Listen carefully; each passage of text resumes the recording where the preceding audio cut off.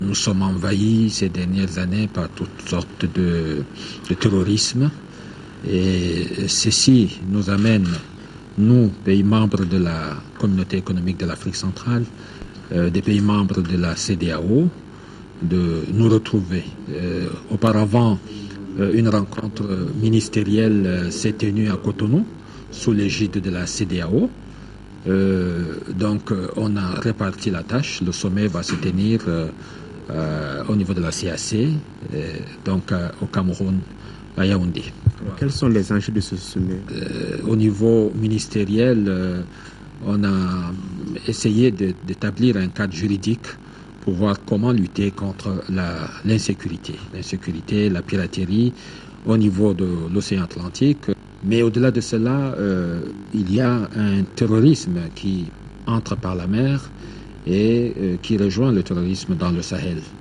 Donc nous voulons, vous savez, avec la drogue, etc., donc toutes sortes de malfaisances que nous vivons sur cette côte-là et pratiquement dans les 25 pays membres de la CEDEAO et de la CAC. Voilà pourquoi il est nécessaire qu'aujourd'hui les États se réunissent et adoptent, au niveau des chefs d'État, adoptent, n'est-ce pas, un cadre juridique qui permet de lutter contre ce malsain phénomène.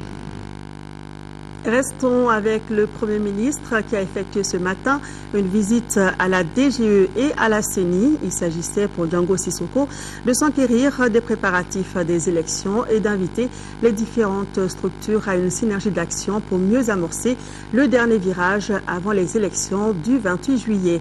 Django Sissoko de préciser que les élections auront lieu sur toute l'étendue du territoire national, y compris à Kidal. Modibo Mariko.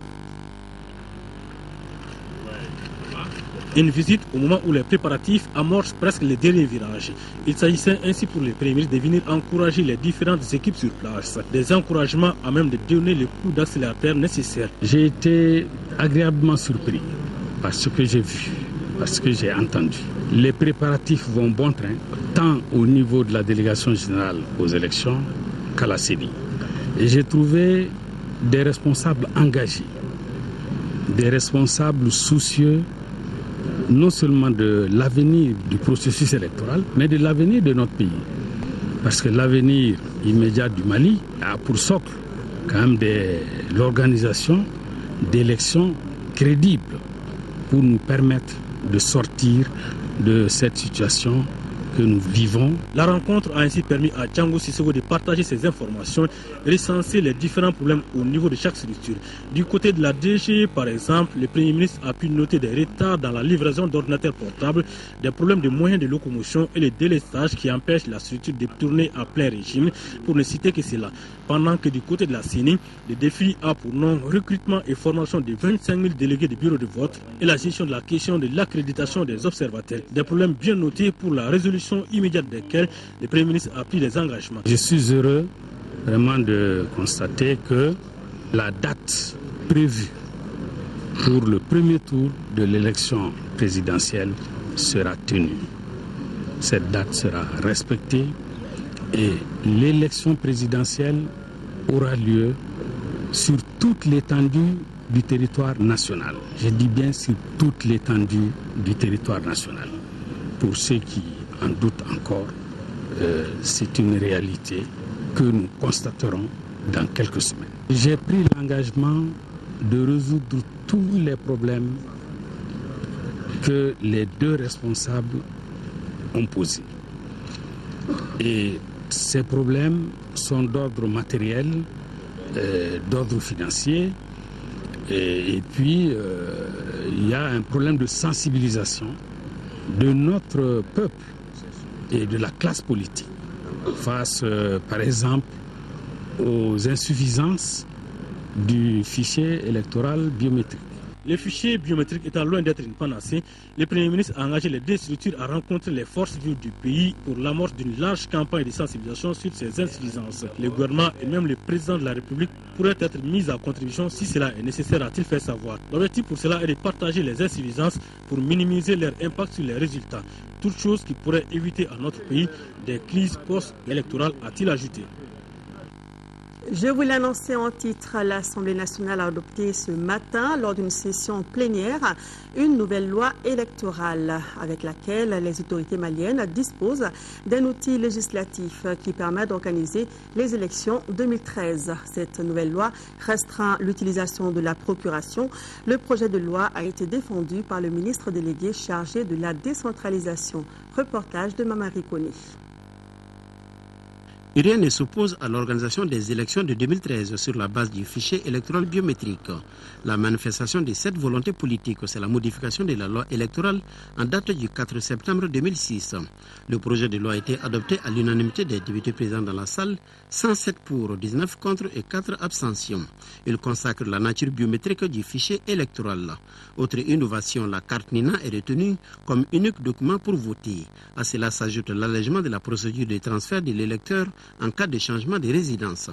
La motivation principale de cette loi, puisqu'il faut le dire maintenant comme ça, c'est pour la prise en charge de la biométrie. Nous avons procédé à un recensement administratif à caractère état civil et les partis ont convenu, c'est-à-dire les partis politiques, la société civile et l'administration ont convenu qu'il faut aller désormais aux élections avec un fichier biométrique. Donc cet aspect n'était pas pris en compte dans la loi. Il fallait modifier donc la loi pour l'intégrer. Le projet de loi prévoit seulement la possibilité du vote par procuration pour les agents des forces armées et de sécurité sur le théâtre des opérations, des membres de la CENI, des présidents et assesseurs du bureau de vote, les mandataires des candidats des partis politiques et les délégués des partis politiques. L'amendement majeur a porté sur l'article 147. À ce niveau, le parrainage des candidatures a fait l'objet de débats houleux. Il est considéré par certains comme source de corruption et de chantage. Je crois que nous ne l'avons pas perçu de cette manière. L'esprit pour nous, c'est de moraliser effectivement les élections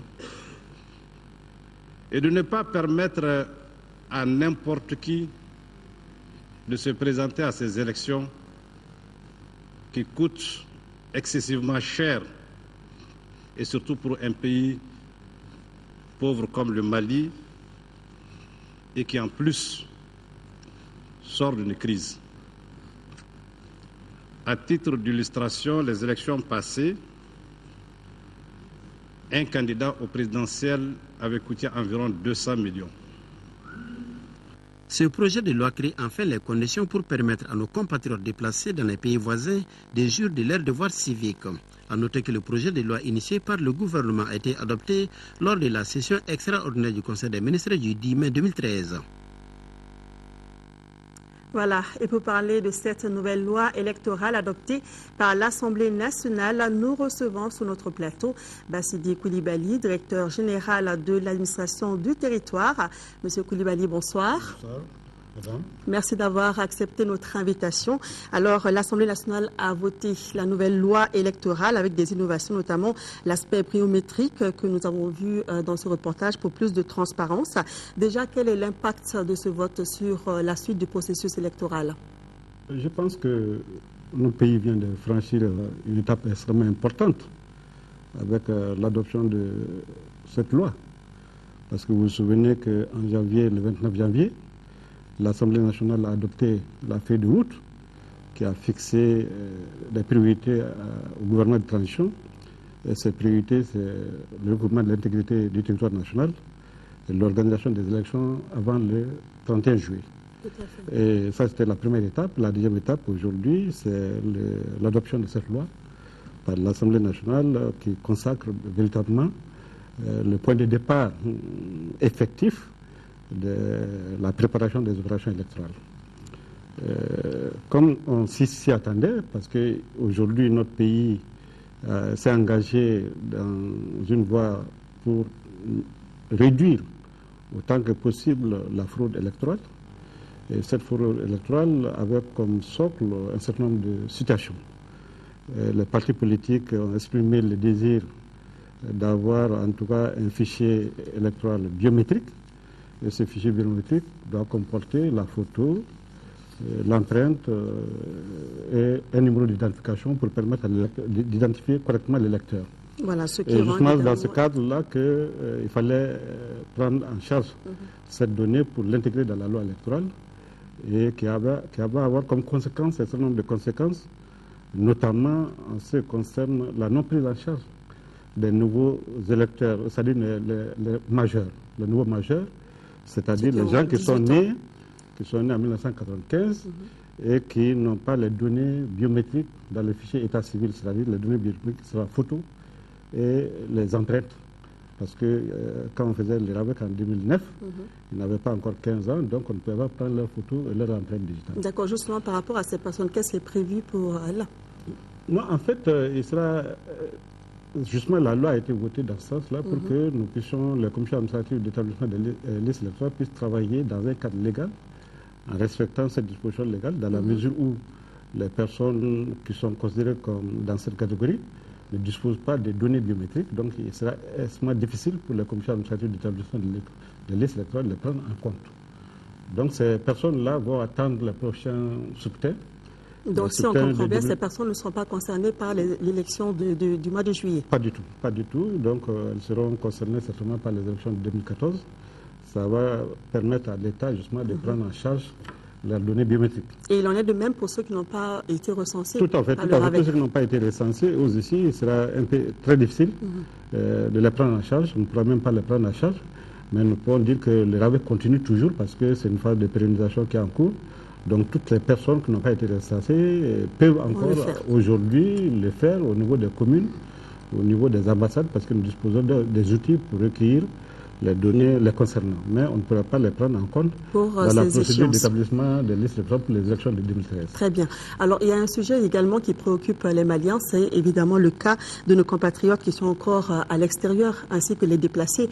Quel est justement le dispositif mis en place pour leur permettre d'exercer leur droit de vote? Vous savez, la loi qui vient d'être votée, justement, prend en charge justement la prise en charge, en tout cas, le vote des réfugiés, les personnes réfugiées.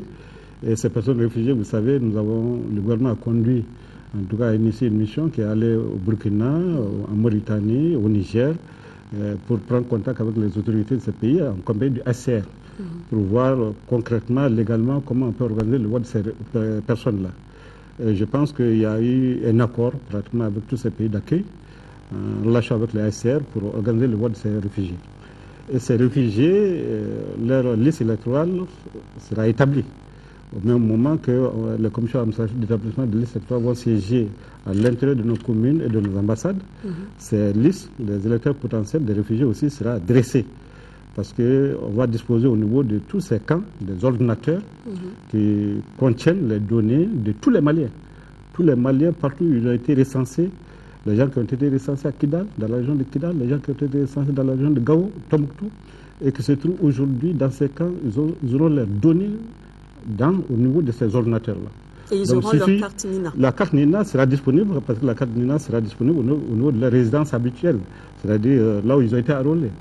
Quelqu'un qui a été enrôlé à Tessalit va disposer de sa carte NINA à Tessalit ou à Bébara, ou à Bourem, ou à Goumaraous. Mais il y a une procédure qui sera en cours pour permettre que ces gens-là puissent disposer de leur carte NINA dans les camps. Donc à ce niveau-là, nous pensons qu'au mois de juin, certainement les listes électorales seront établies et il y aura une procédure spéciale pour permettre le vote de ces personnes réfugiées. Mais je voulais aussi profiter de l'occasion pour dire que même les personnes déplacées qui sont aujourd'hui à l'intérieur du territoire national, il y a une procédure spéciale qui est envisagée pour les permettre justement de réaliser, de voter là où ils se trouvent aujourd'hui. Ils vont disposer, les dispositions seront prises pour qu'ils puissent avoir leur carte NINA ici à Bamako, à Sikasso, à Kaye, partout où ils se trouvent. Ces personnes déplacées qui vont faire le vote ici. Si en temps ils ne sont pas allés au niveau de la résidence habituelle, ils vont voter là où ils peuvent voter là où ils se trouvent. D'accord. Monsieur le directeur général, et par rapport à la distribution de la carte NINA, quand est-ce qu'elle va commencer? Elle va commencer incessamment. Vous savez que le gouvernement a octroyé le marché à un prestataire qui s'est engagé à remplir toutes les conditions qui ont été fixées par le gouvernement. Il s'agira dans les tout prochains jours d'organiser la remise des cartes NINA sur l'ensemble du territoire national. Et pour ce faire, il y a plus de 2000 équipes de remise qui seront mobilisées, qui vont parcourir l'ensemble des villages, des quartiers et des fractions nomades. Donc, aucune localité ne sera laissée à reste En tout cas, les équipes vont se déplacer de village en village, de quartier en quartier et de fraction en fraction pour remettre les cartes NINA à la personne qui est bénéficiaire. Tout à fait. Donc, on précise évidemment que le système de procuration est complètement, à part évidemment les militaires, on l'a vu dans le reportage, en fait, la procuration, elle est admise aussi bien pour les militaires qu'aujourd'hui qui sont sur le théâtre d'opération. Ce sont des citoyens maliens. S'ils veulent exercer le droit de vote, ils doivent disposer de moyens les permettant d'exercer ce droit de vote. Tout à fait. En fait, je précise que c'est seulement pour... Non, la procuration aussi, elle est admise dans le vote, dans la loi qui a été votée, elle est admise pour les agents de la CENI, elle est admise pour les agents électoraux, c'est-à-dire les présidents et les associés, elle est admise aussi pour les délégués des partis politiques, elle est admise aussi pour les délégués de la CENI. Donc il y a toute une catégorie de gens qui sont empêchés le jour du scrutin. Il faut leur donner la possibilité d'exercer le vote par procuration. Mais ce qui ne sera pas admis avec la carte NINA, c'est le témoignage. Donc le témoignage va disparaître totalement. Tout à fait, c'est ce que je voulais préciser justement. Non, tout à fait. Mais merci, monsieur le directeur général, pour toutes ces précisions. Évidemment, on a mieux compris. Je voulais aussi profiter pour lancer un appel à tous les Maliens pour que chacun puisse vraiment s'engager fortement pour aller chercher sa carte NINA, parce que ce serait le seul document permettant de rentrer dans le bureau de vote. Si vous disposez de votre carte NINA, vous pouvez exercer votre droit de vote. Mais donc, si vous ne disposez pas, il n'y aura pas un autre document administratif, que ce soit une carte d'identité, passeport, tout ça, ça ne serait pas admis. C'est la carte NINA seulement qui sera admise pour permettre à l'électeur d'exercer effectivement son droit de vote. Donc, que les Maliens, partout où ils se trouvent, aillent chercher la carte NINA auprès de nos équipes qui seront déployées dans les prochains jours. Merci beaucoup, monsieur le directeur général, pour toutes ces précisions. Je rappelle que vous êtes le directeur général de l'administration du territoire et que vous étiez sur notre plateau suite à l'adoption par l'Assemblée nationale de la nouvelle loi électorale. Nous poursuivons ce journal. Le comité militaire de suivi de la réforme des forces de défense et de sécurité du Mali a commencé ce matin la relecture des statuts et règlements intérieurs des forces armées et de sécurité. L'objectif est d'adopter les modifications dans les textes fondamentaux pour une bonne gestion de l'armée. Le reportage est de Moussa Fani. Réformer l'armée à travers les textes y afférents, voilà une des missions principales du comité militaire de suivi de la réforme des forces de défense et de sécurité du Mali. C'est pourquoi les membres du comité et les représentants des services militaires procèdent depuis ce lundi à la relecture du statut général des forces armées et de sécurité. Il y aura un document ficelé qu'on va remettre à son Excellence le Président de la République, qu'on va appeler cadre global. C'est-à-dire qu'il va réellement prendre en compte nos besoins et les propositions, les suggestions, les manques et tout ce qui s'ensuit. Donc voilà ce qu'on va attendre après une semaine de travaux. Cette relecture devra permettre de doter l'armée malienne d'un texte solide qui prendra en compte les préoccupations des corps militaires et paramilitaires. Vous savez, en tant qu'armée, on ne peut pas être une structure organisée chargée de quelque chose sans qu'on ait réellement un statut solide, fixe, non seulement tenant compte des réalités militaires, mais aussi tenant compte des réalités de la société, parce qu'on ne se voile pas la face, nous connaissons l'état du pays. Et c'est un statut aussi qu'on ne fait pas actuellement pour nous seuls, mais pour toute une génération à venir. Parce que quand vous élaborez des documents, bien sûr, il faudrait tenir compte de beaucoup de choses. Les documents issus des travaux seront soumis aux plus hautes autorités du pays. La secrétaire générale adjointe de l'ONU chargée de l'appui aux missions était en visite à Gao. Cette visite de terrain a permis à Amera Ak de s'imprégner du quotidien de la population en rencontrant l'administration, la société civile et les associations de femmes. La tenue de l'élection présidentielle en juillet prochain a dominé les débats. Drissa Koni. Après un bref entretien avec le commandement de l'opération Serval, la sous-secrétaire adjointe de l'ONU chargée de l'appui aux missions a rencontré les différentes couches de la société. Tout d'abord, le gouverneur de la région, le général de brigade Mamadou Adama Diallo, a fait une présentation des dégâts causés par les terroristes. L'absence d'infrastructures, le manque d'électricité et de l'eau, la situation déplorable des structures sanitaires et éducatives, entre autres. Sans oublier le pillage des magasins des produits obsolètes. En réponse, Amera Ak dit être au courant de tous ces problèmes que vive la population. Les Nations Unies ont reçu toutes les informations par rapport à cette crise malienne. Je vous assure que les Nations Unies sont vraiment très au courant des problèmes que vous rencontrez tous les jours ici à Gao. au niveau du Conseil de sécurité à New York. Le Conseil de sécurité nous a demandé de venir ici au Mali pour vous assister, pour rétablir la stabilité ici au Mali. La société civile, les droits de l'homme et les associations féminines ont évoqué les problèmes qui touchent directement les couches démunies. C'est ainsi que les femmes et les jeunes ont insisté sur la nécessité de créer des emplois, surtout les femmes qui ont payé la lourde rançon de cette crise. Nous n'avons plus rien. On a été dopé de tout ce qu'on avait. Nous avons besoin de financement pour nous permettre de développer des activités. Par exemple, qui fait du petit commerce, que la personne puisse faire son commerce. Qui fait de l'embouche bovine ou de l'embouche ovine, que la personne puisse le faire. Qui fait de l'agroalimentaire, que la personne puisse le faire. En tout cas, nous avons besoin de fonds pour régénérer nos revenus, pour nous permettre de vivre ne serait-ce que décemment. C'est pourquoi l'hôte de la cité des Askia demande de la patience. Les choses pourront aller plus vite avec l'arrivée de l'amunissement dont le but est la consolidation de la stabilité, de la sécurité et de la paix. Mais il faut d'abord réussir l'élection présidentielle tant attendue par les Nations Unies. Les leaders communautaires du Goma appellent leur communauté à se démarquer des groupes armés sévissant au nord de notre pays. Ils invitent les uns et les autres à déposer les armes pour la cohésion sociale et le développement du Mali. C'était au cours d'une rencontre que ces leaders ont eue ce dimanche avec les chefs des opérations Badenkou. Envoyés spéciaux Daouda Sidiki Diarra, Massa Doumbia. Retrouver la paix à tout prix. Certains leaders communautaires, chefs de village et de fractions du Gourmand manifestent leur soutien à la paix et au renforcement de la cohésion sociale. Ces derniers viennent de concrétiser leur action en approchant les chefs de l'opération Badenko ce dimanche. Au cours de la rencontre, ces leaders communautaires se sont démarqués des groupes armés et ont appelé leur communauté à déposer les armes. Aussi, ils se sont engagés à cultiver la paix au sein de leur population. Gourmand n'a rien contre la paix. Dans la paix, il y a tout. C'est pourquoi nous, on veut la paix. On veut des soldats qui connaissent vraiment les lois d'un soldat, d'un civil. C'est ce qu'on veut. Comme maintenant, j'ai des contacts avec tout le monde. Tout ce que je vois est mauvaise personne, je ne fais qu'à communiquer. La crise sécuritaire qui vit notre pays a mis en berne tous les symboles de l'État à Tombouctou, Gao et Kidal. Le moment est donc venu pour les fils de ces pays de regarder dans la même direction, tout en ayant comme objectif la prospérité dans un Mali uni. C'est les ressortissants du Nord qui sont élus dans les différentes communes du Nord, dans les différents cercles du Nord. Donc pour moi, si ce n'est pas marché, c'est la gestion des nordistes qui a échoué. L'État a mis les moyens qu'elle a à la disposition de tous ces mondes-là pour la bonne gestion de cette partie de la vie. Pour ces vieux leaders communautaires, il est temps pour tous ceux qui sont en rupture de banc avec l'État de se ressaisir et de revenir en famille. Le même message est adressé à son fils Moussa Assarir du MLLA qui se trouve à Paris. L'appel que je voulais faire à Moussa Assarir, il est seul.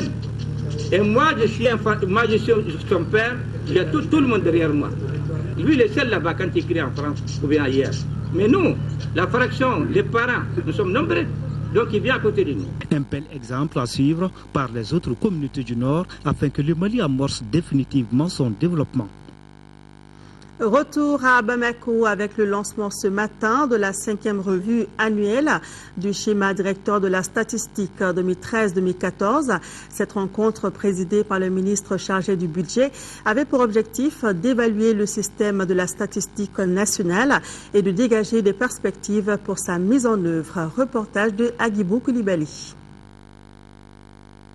La 5e revue annuelle du schéma directeur de la statistique est un forum de discussion entre producteurs et utilisateurs de statistiques publiques. Elle est également l'occasion de faire le point de l'état d'exécution des recommandations issues de la revue précédente, de présenter le bilan des activités statistiques réalisées au cours de l'année écoulée, de discuter du programme statistique en cours et le programme indicatif des 2 années suivantes. Comme l'année dernière, la revue 2013 se déroulera en une session unique. Elle sera essentiellement axée sur l'examen du programme minimum statistique 2013-2014, dont l'élaboration a été financée par le programme des Nations Unies pour le développement à travers le PRICAGET. Il sera également question de relancer le processus du schéma directeur de la statistique deuxième génération avec l'adoption d'une nouvelle feuille de route. Pour les partenaires techniques et financiers, et les autorités maliennes, la production de données statistiques fiables et à jour constitue un élément essentiel pour une bonne planification du développement. Afin d'accompagner le gouvernement dans ses efforts de développement du système statistique national, les partenaires techniques et financiers du Mali ont mis en place le groupe technique statistique qui constitue un cadre de concertation entre acteurs de la statistique avec pour objectif de rendre ce système plus performant et intégrateur des différents niveaux de conception, de production, de traitement et d'utilisation de l'information statistique. C'est pour cette raison que le gouvernement a adopté en janvier 2006 un schéma directeur de la statistique. Ce schéma avait pour but de donner de notre pays un système statistique national performant et à même de reproduire des données nécessaires pour l'évaluation, la mise en œuvre du cadre stratégique pour la réduction de la pauvreté et le suivi des objectifs du millénaire pour le développement. À l'issue des échanges de cette 5e revue annuelle du schéma directeur de la statistique, le Mali sera doté d'un programme statistique qui répond aux besoins prioritaires pour la période 2013-2014. La déclaration de Malabo des chefs d'État et de gouvernement de l'Union africaine sur la création massive d'emplois pour une autonomisation des jeunes était aujourd'hui au centre d'un panel initié par l'ANPE. Il s'agissait pour l'agence de créer un cadre propice de propositions d'action de création d'emplois entre l'ensemble des acteurs du marché de l'emploi. Le reportage est de Nouroum Sissoko. Le chômage et le sous-emploi des jeunes dans les États africains constitue une menace sérieuse pour la cohésion sociale, la stabilité politique et le développement. C'est le constat fait par les chefs d'État et de gouvernement de l'Union africaine au sommet de Malabo en 2011. Constat qui a amené les décideurs de l'organisation panafricaine à prendre des initiatives pour vaincre le phénomène. L'Agence nationale pour la promotion de l'emploi ANPE et ses partenaires veulent à leur tour mettre le document à contribution afin d'améliorer l'accès à l'emploi dans notre pays. On veut se donner les moyens de pouvoir mettre en œuvre cette politique. C'est pourquoi on a associé le maximum de gens. Avant de les faire participer, il faut qu'ils comprennent d'abord le message. Le premier moyen de lutter contre le chômage, c'est l'accès à un emploi salarié. Et pour accéder à un emploi salarié, il faut avoir les formations nécessaires. Les panélistes composés d'employeurs du secteur public, privé, des organisations de la société civile ont approfondi la réflexion sur la déclaration dans le but d'harmoniser les systèmes d'information du marché de l'emploi. Ils ont également fait des propositions pour une réduction significative du chômage des jeunes. Les mesures de promotion de l'emploi devraient être tirées par des interventions fondées sur la solidarité, l'égalité, la transparence, la responsabilité et surtout soutenues par l'État, le secteur privé, afin de favoriser la cohésion et l'intégration sociale. La déclaration invite les services publics d'emploi à réduire le chômage d'au moins 2% par an au cours des 5 prochaines années. La mission de la délégation malienne sur les droits de la femme a pris fin samedi dernier à Dakar. Pendant une semaine, WILDAF Mali, des ONG partenaires et 2 députés se sont imprégnés à Dakar de l'expérience sénégalaise concernant la loi sur la parité. Et c'est pour ensuite renforcer la participation de la femme malienne à la vie publique. Le compte-rendu de nos envoyés spéciaux à Dakar, Doukoufana Traoré et Karamoko Traoré. En venant à Dakar au Sénégal, WILDAF Mali et ses ONG partenaires voulaient s'imprégner de l'expérience sénégalaise en matière de loi sur la parité. Votée au Sénégal depuis 2010, cette loi rétablit les droits de la femme sénégalaise dans les instances de décision et dans les postes électifs. La loi, elle est très claire. Il s'agit des assemblées électives et semi-électives. Donc ça concerne l'assemblée, mais aussi les communautés rurales, les conseils ruraux, les conseils municipaux, les conseils régionaux. Il ne s'agit pas pour nous de transférer nos clivages politiques dans cette instance que nous avons mis en place. Et c'est comme ça que c'est parti. Les femmes ont battu ce qu'on a appelé l'esprit COSEF. Et il y a eu beaucoup de femmes qui ont rallié le mouvement. Nous avons commencé à travailler. Et le premier travail qui a été fait, c'était de lancer une campagne qui s'appelait « Démocratie, où es-tu » En réalité, on se disait qu'on ne pouvait pas être plus de la majorité de la population et ne pas être dans les instances de décision. Pendant une semaine, ces femmes maliennes ont tapé à la porte de plusieurs structures clés du Sénégal. Président de la République, Assemblée nationale, ministère de la Femme, société civile et contacté plusieurs intellectuels. À tous les niveaux, nos femmes ont expliqué leurs préoccupations, à savoir la stratégie à mener afin que la loi sur la parité voie le jour au Mali. Au niveau également de l'Assemblée nationale, où il y avait une majorité présidentielle, cela a contribué à favoriser le vote de la loi. Et après le vote, le constat est qu'il y a eu des mécanismes qui ont été mis en place pour veiller, assurer le suivi de l'application de la loi. Nous allons procéder par faire cet atelier de restitution nationale pour que les décideurs et les partenaires au développement puissent s'approprier du concept de la parité, qu'on ne voit pas ça sous une égalité mathématique, mais une parité qui va dans le sens de l'implication des hommes et des femmes pour un développement durable. Le voyage de Dakar aurait atteint tout le succès escompté si la matérialisation de cette moisson d'informations se concrétisait à temps sur le terrain. Le ministre des Affaires étrangères et de la coopération internationale, Tchéman Hubert Coulibaly, est arrivé ce lundi 20 mai à Djeddah pour une visite officielle. Après Djeddah, le ministre Tchéman Coulibaly se rendra à Addis Abeba pour prendre part aux festivités du cinquantenaire de l'OUA-UA et aux travaux de la réunion ministérielle préparatoire de la conférence au sommet des chefs d'État et de gouvernement de l'Union africaine prévue les 26 et 27 mai. Et justement, par rapport à ce sujet, sachez que les activités du Jubilé d'or de l'OUA-UA ont officiellement débuté hier à Addis Abeba, en Éthiopie, avec la réunion du comité des représentants permanents COUREP. Pendant 2 jours, les ambassadeurs vont plancher sur les dossiers à soumettre au ministre des Affaires étrangères qui, à leur tour, les présenteront aux chefs d'État et de gouvernement. Mais la particularité du sommet cette année, c'est bien évidemment la célébration du cinquantenaire de l'OUA-UA. Les précisions depuis Addis Abeba de notre correspondant Alassane Djambeli.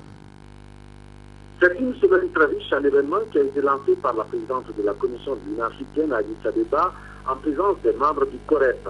L'Éthiopie et l'Afrique célèbrent cette année le cinquantenaire de l'organisation, un jubilé d'or placé sous le signe du panafricanisme et de la Renaissance africaine, histoire de revisiter le parcours de l'organisation et de se projeter dans l'avenir. La présidente de la Commission a rappelé le combat des pères fondateurs qui se sont battus pour libérer le continent du colonialisme. Après une décennie d'existence de l'UA, le moment est venu de réfléchir sur le contenu du projet d'intégration et de faire face aux nombreux défis, notamment la paix et la sécurité. Nous devons traiter les causes profondes des conflits et nous tourner vers le développement de notre continent, a-t-elle souligné à la cérémonie d'ouverture.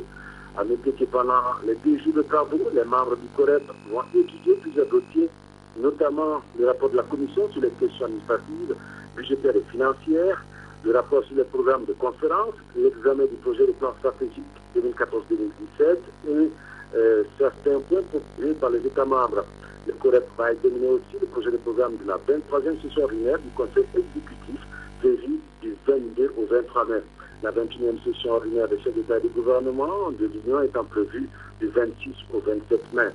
Une session qui sera marquée par plusieurs activités, notamment un débat sur le thème panafricanisme et renaissance africaine, le forum de la jeunesse africaine qui sera présenté par le président Kenneth Kaunda et Sam Nujoma, le débat de la Chambre panafricaine du commerce et de l'industrie sur le thème sécurisation de la renaissance africaine, le rôle du secteur privé dans les 50 prochaines années. À noter que le sommet et les événements parallèles enregistreront la participation d'environ 75 chefs d'État et de gouvernement et la présence de près de 500 journalistes. Le bouquet final de cette fête sera sans doute le show en live avec des artistes de renom comme Papa Wemba, Salif Keita et la participation de groupes comme les Steel Pulse ou encore le Soweto Gospel. Merci Alassane Djambélé pour ces précisions. Retour à l'actualité nationale. Le projet d'Ououté initié par Catholic Relief Service sur financement de l'USAID pour plus de 919 millions de francs CFA ambitionne d'amener les communautés des communes rurales de Dogofri, Guéniébé et Koronga dans le Nara à résister au choc par le système d'alerte précoce SAP.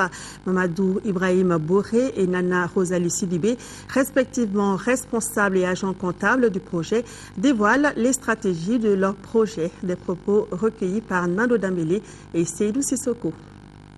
Le projet FSP Douté qui en langue sonique qui veut dire IRETA ou se prendre en charge, s'appuie sur les communautés pour réaliser des infrastructures permettant aux communautés de résister au choc. Les communautés, après avoir été informées sur le projet, procèdent en leur sein au choix d'infrastructures de développement qui ont un lien avec la sécurité alimentaire. Dans les domaines d'intervention, c'est d'abord le cash for work, c'est les travaux au niveau des infrastructures qui sont diverses. L'essentiel est que les infrastructures choisies par la communauté soient validées dans le PDSEC de la commune. Il y a aussi un objectif qui est l'humanisme. Donc, CERES, dans son projet d'UT financé par l'USAID, nous avons comme ambition d'aider les populations du cercle de Nara, et principalement certains villages qui ont été sélectionnés. Les bénéficiaires de ces villages ont deux missions. Et en plus de ça, les travaux, eux-mêmes, ils les font. Et quand ils les font, on les paye en plus de ça. Donc, ils ont deux bénéfices à tirer de ce projet. La crise malienne continue d'inspirer les créateurs artistiques et littéraires. En effet, l'écrivain Dombi Fakoli vient de présenter au public un nouvel ouvrage intitulé « Le Mali sous Amadou Toumani Touré ». L'œuvre de 245 pages jette un regard critique sur la gestion du pays, du deuxième mandat du président ATT à la transition.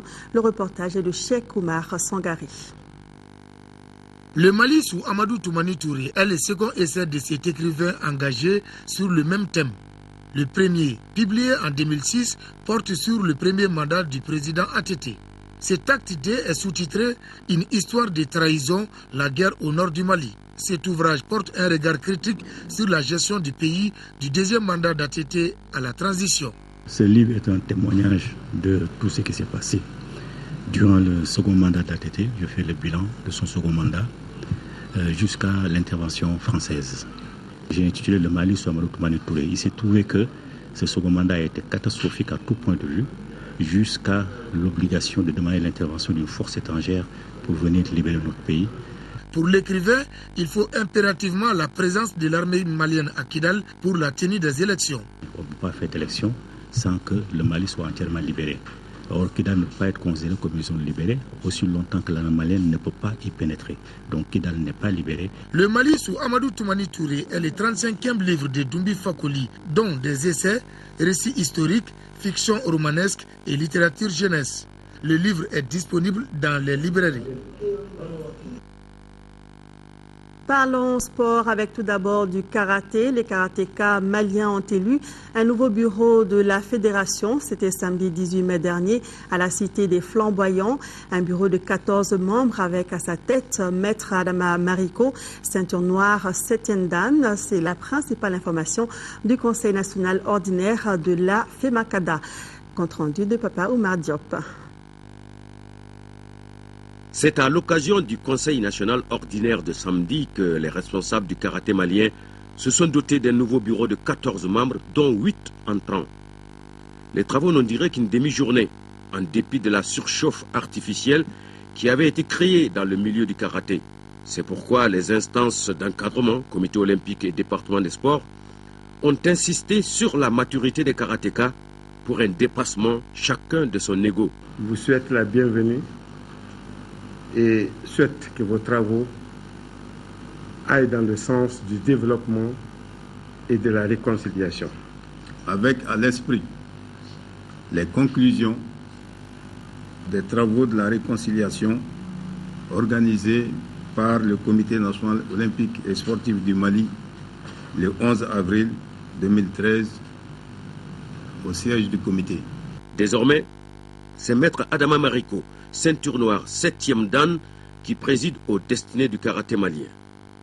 Longtemps vice-président, le choix de Maître Mariko est une continuité dans les efforts de rayonnement du karaté au Mali. Mais le fait marquant de ce nouveau bureau, c'est l'intérêt que les ligues ont manifesté pour la bonne marche du karaté malien. C'est ainsi que les présidents de Ligue de Bamako, l'honorable Nathaniel Dambélé, le président de la Ligue de Mopti, le colonel Doumbia, le président de la Ligue de Kaï, Ibrahima Keïta, sont membres du bureau fédéral. Les présidents des ligues de Tombouctou, Ségou et Koulikoro, Salasso, Oumar Togora et Youssouf Kone sont commissaires aux comptes non membres du bureau. Le karaté malien a un nouveau bureau avec deux principaux défis. L'unité des karatékas et la multiplication des compétitions nationales comme internationales.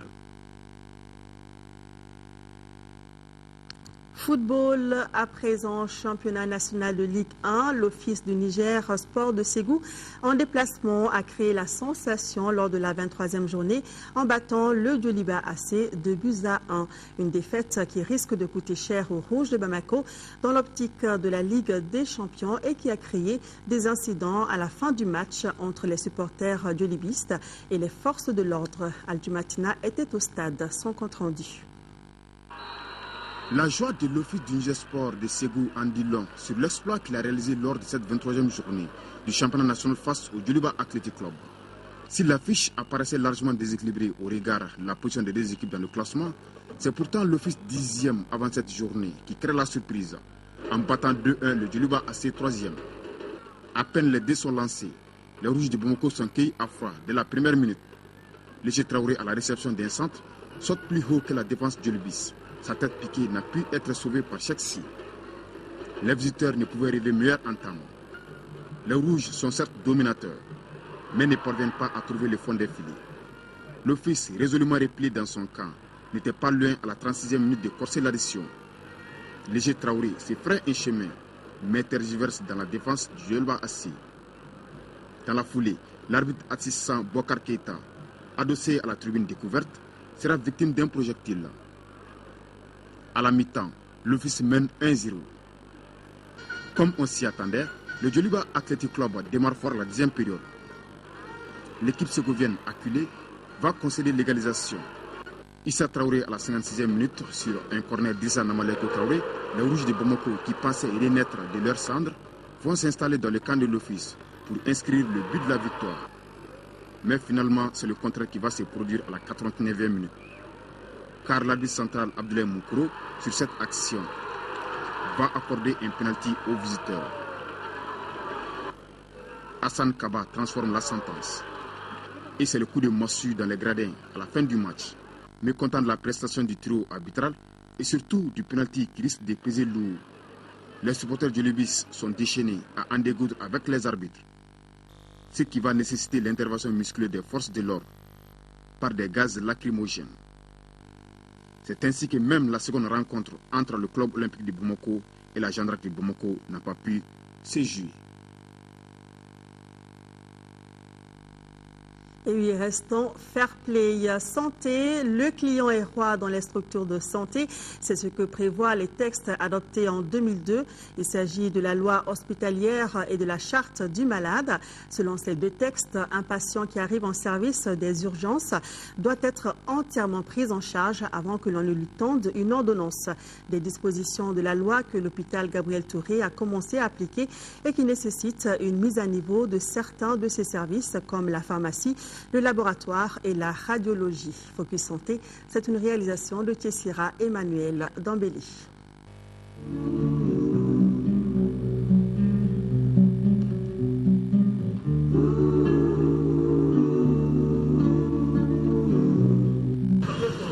La loi hospitalière et la charte du malade, deux textes importants dans la réglementation du système de santé au Mali et datant respectivement de 2002 et de 2008.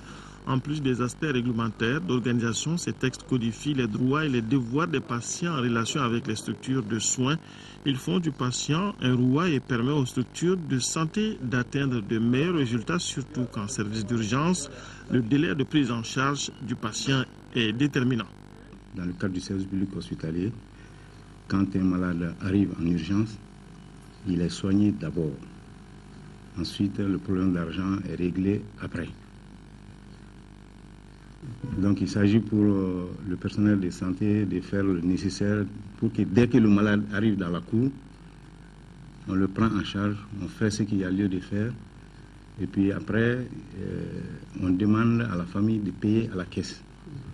Maintenant, nous, à Gabriel Touré, on s'est organisé pour que, dès que le malade arrive, quand la prise en charge commence, au cercle des urgences, il y a un agent du service social qui entre en contact avec la famille pour expliquer que nous sommes en train de travailler pour faire les soins immédiatement et que l'argent doit être payé à la caisse.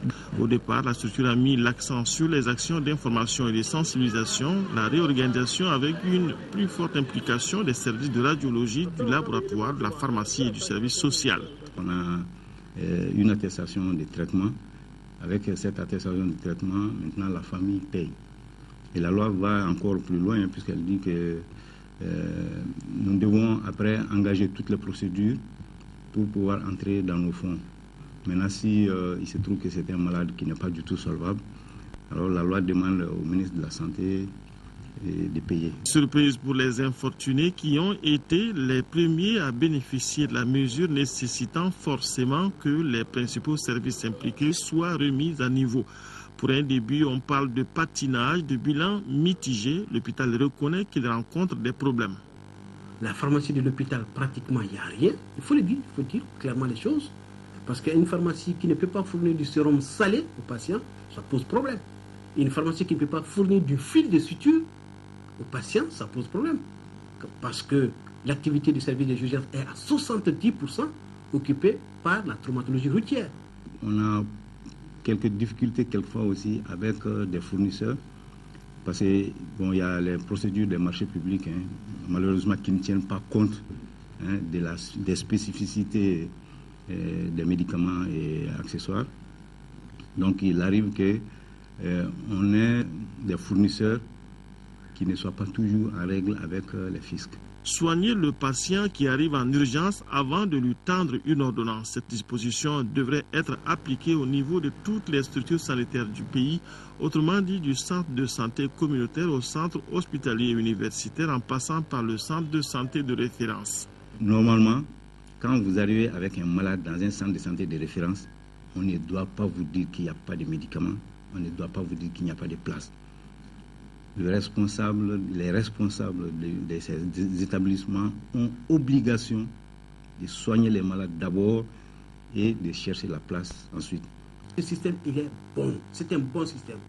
Vous ne savez pas, vous ne saurez que ce système est bon que lorsque vous serez directement intéressé par ce système. Si vous avez un parent qui fait un accident, qu'on amène aux urgences à 2 h du matin, ce n'est pas évident que vous ayez dans les poches 50 000 francs, 60 000 francs. Mais le lendemain matin, c'est sûr et certain que vous aurez 1 million dans la poche. Mais de la nuit au matin, ça peut être trop tard pour ce patient. À l'hôpital Gabriel Touré, on insiste là-dessus, la mesure n'est applicable que pour les urgences et c'est loin d'être de la gratuité. Si les patients qui bénéficient de la mesure ne remboursent pas, cela conduirait directement au blocage du mécanisme, blocage qui pourrait se traduire par une défaillance de la structure sanitaire.